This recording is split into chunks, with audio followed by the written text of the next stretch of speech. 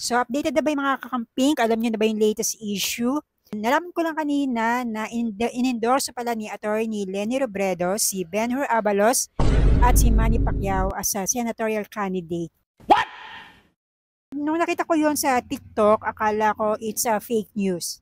Pero yung nag-post noon, binigay niya yung link para makumpirma na totoo yung pinost niya sa TikTok. At ayun nga, kinopy-paste ko yung link tapos sinearch ko sa Facebook at ayun, nalaman ko na totoo po, it's real.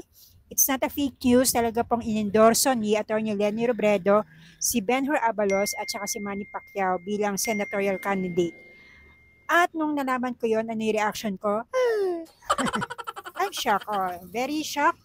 Sa dami ng mga pwede niyang i-endorse, so bakit itong dalawang to ang in-endorse niya? Dahil ba in-endorse siya ni Atty. Leni Robredo ay iboboto ba namin siya? Ang sagot ko ay no, at least hindi.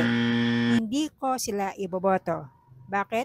Well, sa akin to on my point of view, and as a voter and at the same time as a kakamping, si Benro Abalos ay obvious naman, hindi pa nagsisimula ang kampanya ay halos nangangampanya na siya.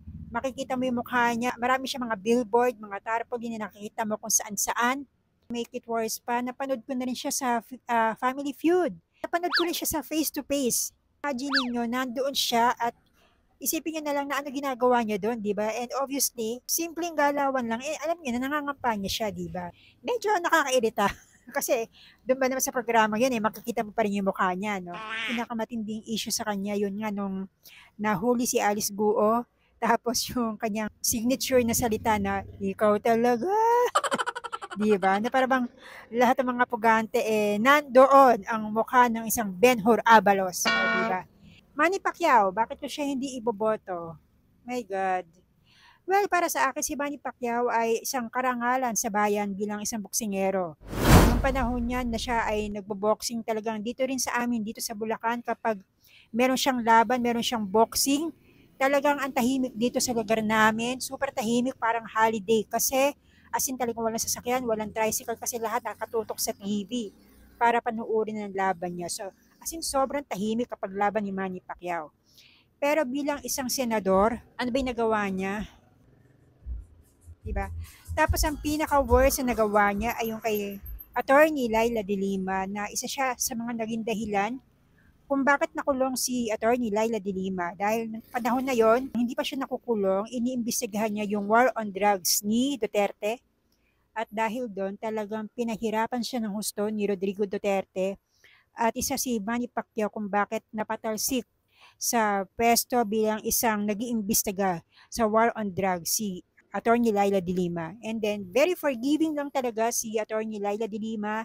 Recently lang nagkita sila ni Manny Pacquiao at talagang pinatawad niya yung taong ito na isa rin siya sa naging dahilan kung bakit nakulong siya for almost 7 years.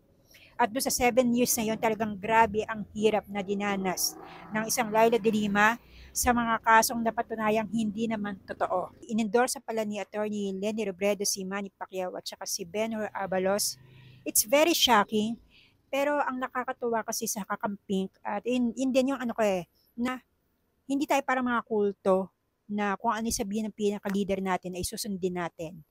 Kumaga tayo ay may kanya-kanyang pag-iisip, kanya-kanyang pananaw sa buhay, desisyon, at hindi porket inendorso siya ni Attorney Leni ay iboboto ko na rin sila. Kasi for me ay hindi naka-align yung paniniwala ko sa kanila at kung meron man akong iboboto ay hindi silang dalawa ang iboboto ko. So, sorry but not sorry. So, yun.